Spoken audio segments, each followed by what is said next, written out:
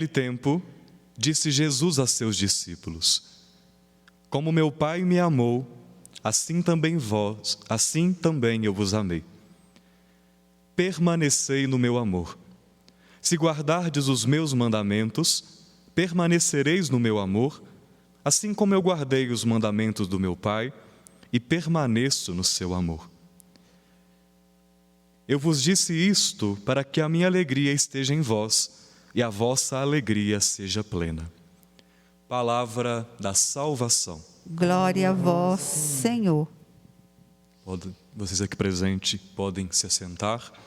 Reverendíssimo Padre Wagner Calegário, amados irmãos e irmãs que nos acompanham pela TV Horizonte, Rádio América e as nossas mídias sociais. Com esta homilia tento responder uma pergunta que sempre causa um pouquinho de aflição ao nosso coração. O que é ser discípulo do Senhor? Nós que somos cristãos e assumimos seguir a Jesus Cristo, o que significa professar nele a nossa fé, se comprometer a seguir os seus ensinamentos?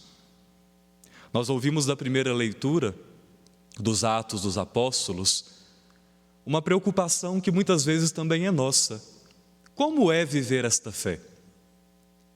Jesus deu os seus ensinamentos, mas nem tudo ele disse. Hoje, por exemplo, nós temos alguns desafios que os apóstolos, os discípulos do Senhor daquela época não tinham. Qual o método mais adequado para poder evangelizar as pessoas? Como evangelizar pelas mídias sociais? Não tinha nada disso na época. Qual é o conteúdo moral que se deve trabalhar em cada época, em cada contexto? O que é certo, o que não é? O que pode ser feito, o que não pode? Como as pessoas muito perguntam, o que é pecado, o que não é pecado? Então, desde sempre, no coração dos fiéis, há essa dúvida. O que é, de fato, seguir a Jesus Cristo? Que mandamento, de fato, deve ser colocado em prática? A primeira leitura nos mostra que os apóstolos discutiam. Esses pagãos que estão chegando à fé cristã, eles devem ser circuncidados ou não? Eles começam a discutir qual que é o caminho que deve ser seguido por essas pessoas. Então, desde sempre, há no coração do ser humano esse questionamento. O que é ser agradável ao Senhor? O que é cumprir a sua lei? E o Evangelho responde a nós que o discipulado ele se fundamenta na relação com o próprio Senhor.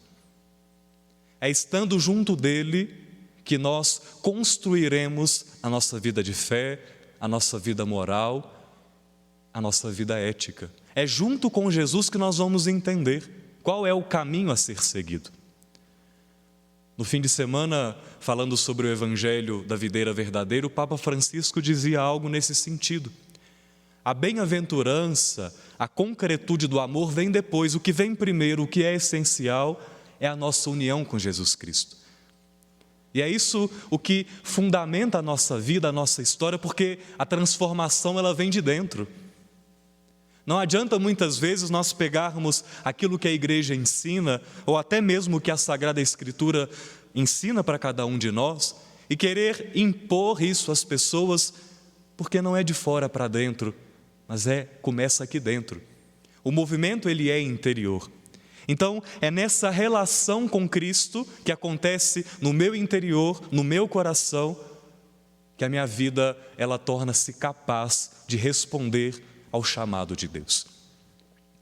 Há um livro de Santo Agostinho chamado Mestre Interior, que ele nos ensina sobre essa nossa capacidade, pela nossa consciência, de saber responder aos caminhos de Deus. Quanto mais perto nós estivermos do Senhor, mais a nossa consciência será pura para que a gente consiga discernir o que Deus quer das nossas vidas.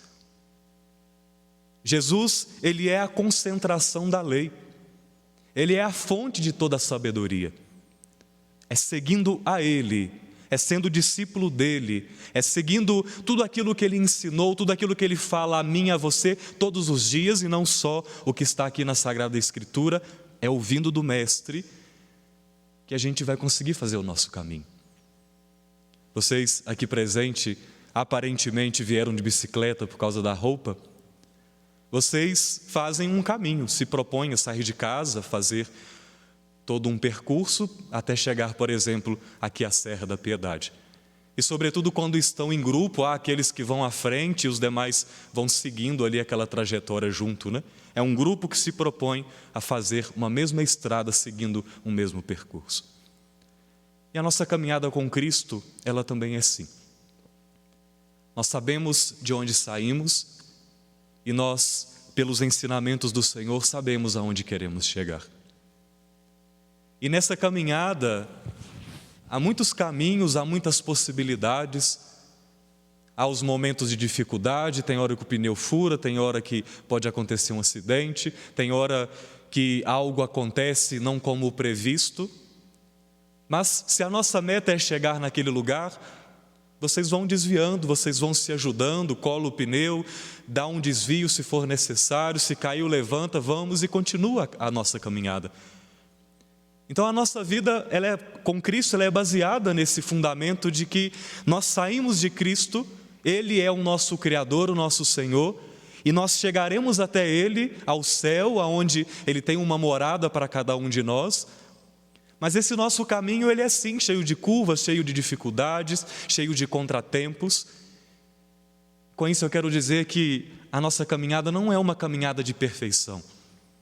Tem quedas, tem desvios, mas o importante é que, independentemente daquilo que for acontecendo na nossa caminhada, a gente tem essa capacidade de retomar o caminho, de retomar a nossa meta, porque ser discípulo do Senhor é isso,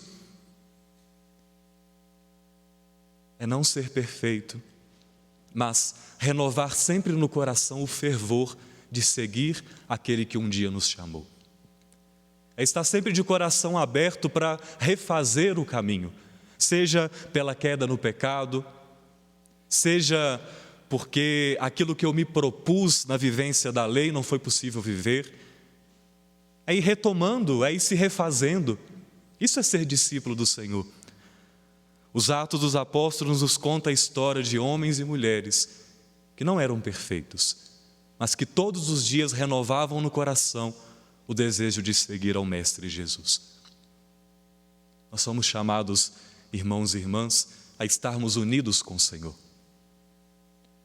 No Antigo Testamento, as pedras da lei foram dadas a Moisés como instrução para o povo. Essas pedras da lei, o mandamento, veio do próprio Deus. Ou seja, Deus é a origem da lei. Ele quem é a origem da sabedoria. Ele é muito maior do que a lei. Deus vai muito além do que está aqui na Sagrada Escritura. Ele é muito maior do que tudo isso. Não significa que nós vamos fazer um ensinamento próprio para nós, mas quanto mais perto nós estivermos do Senhor, que é o fundamento de toda a sabedoria, quanto mais unidos ao Senhor, que é a própria lei, nós estaremos cada dia preparados para viver as demandas diárias.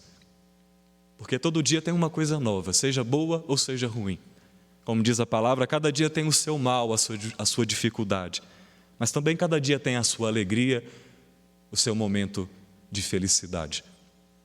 Seguir ao Senhor é entender que a nossa vida está na mão dEle, que Ele nos ajuda a caminhar, mas que o discipulado não se baseia na perfeição.